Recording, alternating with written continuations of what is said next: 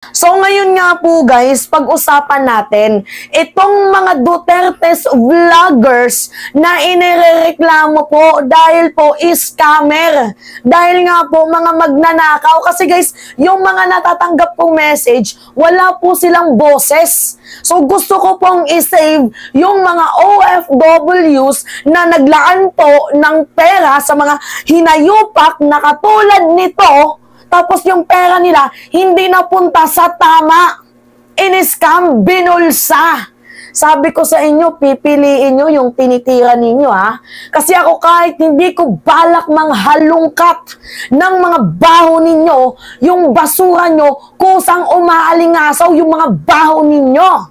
Yan yung sinasabi ko sa inyo, matuto kayong tumingin, matuto kayong kumilatis ng mga tinitirada ninyo. So ngayon, unahin natin itong unggoy na yawang to na dugyot. Yan po guys si Jay Guevara. Tinira ko 10 days ago eh. Tapos kahapon, sinugod ko sa live. Tinirada ko. Ang panglalait lang nila sa akin, pangit yung mukha ko, mukha daw akong bakla. Hanggang doon lang sila kasi wala naman silang maipukul sa akin eh. Ngayon, ganito guys, alam nyo ba na itong si Jay Guevara, hawak ko yung address mo, yawa ka, sinasabi ko sa'yo, hawak ko yung address mo, alam ko kung saan ka nakatira, wag mo kong hahamunin. Okay, pakita ko sa inyo para mayroon kayong reference na hawak ko nga yung address nitong yawang to. Nakikita nyo ba yan? Yan po si Jay Guevara. Kaya wag mo kong hahamunin dahil anytime, erereklamo kita kung gugustuhin ko. Kung gugustuhin ko, kakausapin ko lahat ng mga iniskam mong hayop ka para mapakulong ka. Sinasabi ko sa'yo yan, wag mo kong hahamunin dahil yung baho mo, ilalabas ko talaga. Madami pa guys, pero dito muna tayo kung saan siya nakilala. Nakilala siya bilang charity vlogger. Kalingap vlogger daw po. Pero yun naman po guys, kasi nung pinost ko ang picture nitong unggoy na to, madami ang nagsasabi sa akin na nagsimula ito sa Kalingap sa pagiging charity vlogger. So, nung naging charity vlogger siya, madami po siyang nakilalang mga sponsor. Yan nga guys, yung pinaka-kinaayawan ko. Pag may mga vlogger ako nakikita na nagpapasponsor, yan po talaga yung pinaka-ayaw ko. Kasi wala po yung transparency. Wala po yung liquidation, guys. Kaya wag kayong magpapauto sa mga charity vloggers na kung sino pa man yan kasi hindi po 100% na pupunta sa charity nila, sa mga tinutulungan nila, yung pera ninyo. Kasi bago yan makarating sa mga tinutulungan nila, meron na yung bawas. Iba yung pinapakita nila sa mainstream media, sa kanilang mga channel, ukol sa mga totoong ginawa nila. Ako, tanungin ninyo ako, and tatanungin ko din kayo, narinig ba ninyo na nanghingi ako ng pera sa inyo? Sino dyan yung mga hiningan ko ng pera? Taas ang kamay. Wala, kasi wala naman po akong ganyang klaseng modus. Hindi po sa akin uso yung magpapa-charity vlogger. Kasi hindi naman po talaga ako ganon.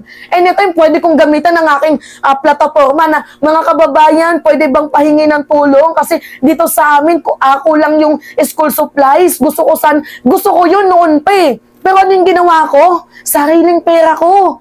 Hindi na ako dumadaan sa mga pa-sponsor-sponsor. Naglalaan ako ng 30 to 50K every June. Para lang po guys sa mga school supplies. Narinig ba ninyo na humingi ako? Wala. Kasi hindi ako ganon. Galit ako sa mga ganon.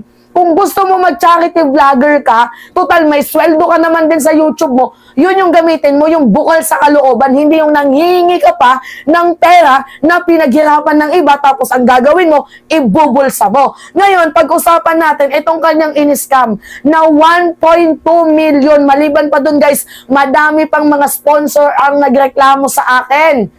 Madami mga sponsor ang nagreklamo sa akin, guys. Pero ngayon, dito yung pinaka-interesting. So, 1.2 million.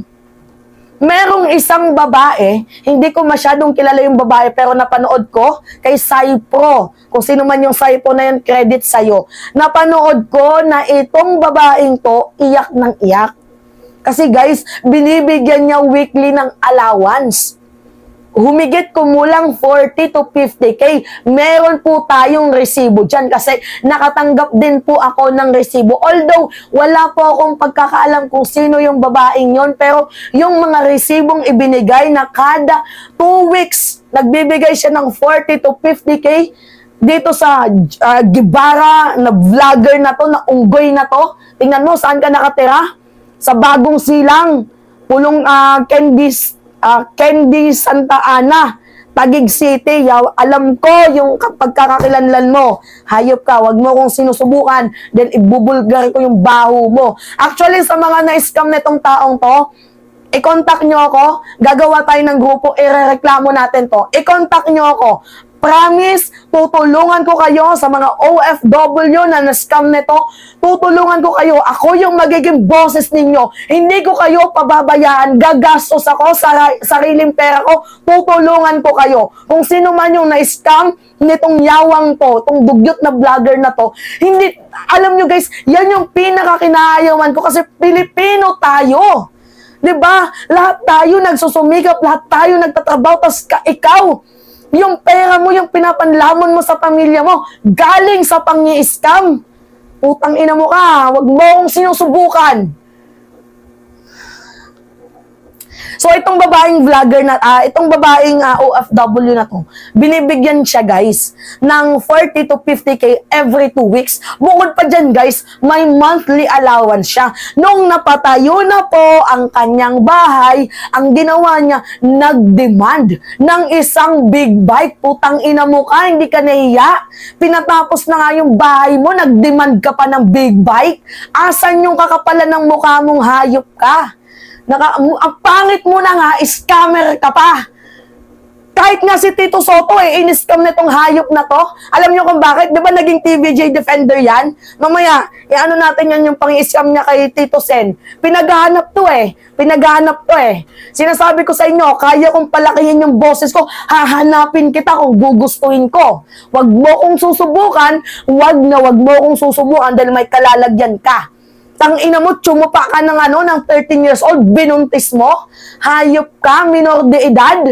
Ang ina mo ka, yan, pwede kang ireklamo niyan, sinasabi ko sa'yo, pwede kang ireklamo, kaya wag mo kong susubukan. Anyway, dito naman sa OFW na in-scam niya, madami po yung nag-message sa akin. Hindi lang isa, hindi lang dalawa, hindi lang tatlo. Madami po ang mga nagbigay ng sponsorship sa scammer na to.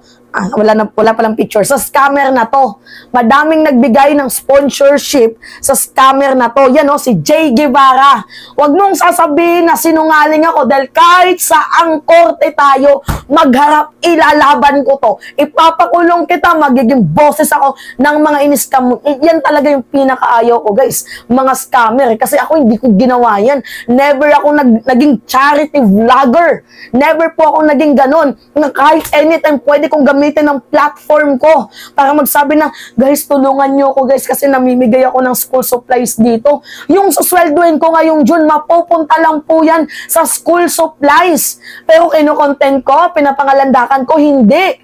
Kasi nga, ganun ako kung tumulong. Nasa kalooban. Hindi ako nanghihingi. Hindi po ako nangingi kung ano yung pinagpawisan ko, kung ano yung pagod ko, kung ano yung mga nasweldo ko sa business ko, yun po yung ginagamit ko. Kasi every June, yung lugar po namin dito, guys, hindi naman po sa rich na area, mahirap po yung lugar namin, pero ginagawa ko, tumutulong po ako. Pero hindi po ako yung kailangan i-broadcast pa. Kasi hindi na, broadcasting is not my thing. Kapag yung poverty porn, hindi po ako ganon. May mga nagme-message lang sa akin na, Mima, malapit na yung birthday mo, i-gift kita, ganyan. Tinatanggap ko yun, pero pili lang ko sino kasi ayaw kong magkaroon ng issue. Hindi ako ganun. May tinanggap akong sponsor, isa lang. Isa lang, guys. Yan po yung may ireregalo sa aking makeup. Kaya nga, shoutout sa'yo, Sir Raymond. Thank you po sa pa-makeup na regalo mo sa akin. Kasi alam ko naman na napapansin mo na nilalait nila akong pangit. Wala naman problema sa akin kung pangit ako. Pero, yun lang, guys, makeup lang. Yung regalo sa akin, and walang perang involved dyan. Kasi hindi naman ako ganun. Hindi naman ako katulad ninyo. Ngayon, itong OFW na to, After niyang mabigyan ng 1.2, nag-demand ng big bike. At bibili pa guys ng lupa, nag-demand ulit ng 300K para sa lupa. Pukang inang yawa ka, hindi ka ba nahiya? Nuknukan ka na nga ng pagkapangit, ina mo ka. Nuknukan ka na nga ng pagkapangit, hayop ka. Mukhang pera ka pa. Hanapan mo ako ng butas. Ano makikita mo sa aking butas? Wala. Kasi hindi naman ako ganun, hindi naman ako katulad mo. Wala kayong mahanap sa akin butas dahil unang-una, hindi naman ako katulad ninyo. Lagi lang nilang sinasabi, fake news ako. Lagi nilang sinasabi, pangit ako, mukha akong bakla. Hanggang doon lang kayo sa physical appearance, sa panlalait. Pero yung mga baho ninyo, alam ko. Alam na alam ko. Kala nyo ha? Kaya sinasabi ko sa inyo, pipiliin nyo yung tinitirada mo ninyo. Dahil hindi nyo alam na baka yung tinitirada ninyo na katulad ko ay mas may alam pa sa mga katarantaduhan ninyo. Dating kalingap vlogger, charity vlogger, tapos naging TVJ defender hanggang sa naging Duterte's vlogger. Magkano ba ang bayaran? Magkano ba? Nag-content siya guys kahapon na may mga 50K daw ng mga vloggers na binabayaran. Eh shootang ina guys, 27 viewers lang naman yung vlogger na tinutukoy niya na binabayaran ng 50K, eh kung ako naman yung magbabayad, lugi naman ako. Magbabayad ako ng 50,000, tapos yung nanonood lang sa vloggers na yun, 27. Kung hindi ka ba naman nag-iisip, aakusahan mo kaming mga bayaran, eh ikaw nga, scammer kang hayop ka. Scammer ka. Ngayon, dumako tayo dito guys sa nabuntis niya. Meron po siyang nabuntis na 13 years old. Pinaghahanap ko ng pulis eh. Hawak ko yung identity nitong hayop na to. Pinaghahanap ko ng pulis, 2 pulis ang kumatok sa kanilang bahay, tapos hindi po siya nakita, tumakas. And alam ko kung saan ka din nakatira ngayon, yung present address mo. Kaya wag mo kong hamunin, wag na wag dahil talagang may kalalagyan ka sa akin. Ako sinasabi ko sa inyo guys, yung bunganga ko, walang preno to. Kaya ako sinasabi ko sa inyo, yung mga ganitong vlogger, dapat ini-expose to. Ito ba yung mga hinahangaan ninyo? Ito ba yung mga pinapaniwalaan ninyo? Mga scammer? Mga humuhut-hot? Sa pera ninyo? Kaya kayo din mga viewers, lagi kong sinasabi sa inyo, mag-ingat naman kayo sa mga binibigyan ninyo. Mag-ingat kayo. Wala namang problema kung tutulungan nyo sila, wala namang problema kasi hindi naman ako naiinggit sa mga tulong-tulong na yan. Tulungan nyo kung gusto nyo, hanapin nyo yung contact sila kung gusto nyo, walang problema sa akin. Pero yung masakit kasi dito guys, yung tinulungan ka na nga ng tao tapos hindi ka pa nag-anaw ng utang na loob. Kaya guys, yung mga taong, mga vlogger, mga OFW na nagreklamo, lahat tayo gumawa tayo ng GC. Gumawa tayo ng GC, expose natin to, sasamahan ko kayo na magreklamo para lumabas itong baho niya ng makulong. Kung ayaw mo makulong, ibalik mo yung pera na ginamit mo, na hinuthot mo sa mga charity mo na hindi naman napunta sa charity. Kaya sinasabi ko sa iyo, wag na wag mo kong susubuan. Wag na wag, dahil unang-una, alam ko yung address mo, alam ko yung identity mo. So ngayon, yung 13 years old na binuntis niya, pinanagutan mo ba? Ha? Jay Guevara, yung minor de edad na binuntis mo, pinanagutan mo ba? Tangina mo ka, ha? Ang ina mo ka, sinasabi ko sa iyo. Pinanagutan mo? Mabuti naman kung pinanagutan mo, pero kung hindi, kung sino man yung babaeng yun, tutulungan ko din. Hahanapin ko yung contacts. Sirang-sira ka sa akin, animal ka. Sisirain kita, tandaan mo yan, ibubulgar ko yung baho mo. Ako hanggang yung paninira nyo sa akin, si Mima Alicia ano yan, bakla, si Mima Alicia pokpok yan, si Mima Alicia bobo yan, si Mima Alicia fake news yan. Hanggang doon lang kayo sa panlalait, sa physical appearance ko. Pero ito, my God, hindi ka nahiya.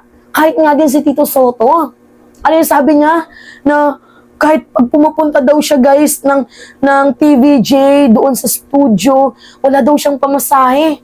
Putang ina mo ka, wala kang pamasahe, nakakapang-scam ka nga. Tapos guys, humingi siya ng tulong kay Tito Sen. Humingi ng tulong kay Tito Soto. Binigyan po siya ng tulong kasi yung kapatid niya, yung pamangkin niya daw po guys, ay nasa ospital. Tinulungan ka. Tapos anong ginawa mo? Kumukontra ka sa kanila ngayon. Hindi ka ba nahiya? Hindi ka ba nahiya? Ang kapal ng mukha mo. Wala din tong pinagkaiba kay Coach Oli. Si Oli naman, nagbebenta ng bulok na sasakyan. Hindi ka ba nahiya, Oli? Wala pang plate number yung binibenta mo. Yan nga guys yung sinusuportahan ninyo. Mga scammer. Ha? Si Oli nagbebenta ng bulok na sasakyan. Wala pang plate number. Bulok na sasakyan. Di ka ba naawa sa mga nakabili? Ang mahal ng benta mo, tapos yung kotse binibenta mo, bulok na. Pero mas okay na yun. At least kahit pa paano, merong kapalit, di ba? Binentahan. Pero yun nga lang, hindi maganda yung items niya. Mas malala si Jay Guevara kasi nangi-scam. Ang ina mo kang hayop ka. Kapal ng mukha mo, animal ka. Wala kayong pinagkaiba, pati din itong si Maharlika, nagnakaw ng makeup doon sa US. Worth $400. Eh, hindi naman kasi kinikilala, guys, ang pagnanakaw, ang pagiging thief, kung $400 lang ang ninakaw mo. Kaya nga namimihasa si Maharlika. Ba? Yan ba yung sinusuportahan ninyo, mga magnanakaw? Kaya wag nyo kong hamunin. Kasuhan nyo ako, go ahead. Yawang to.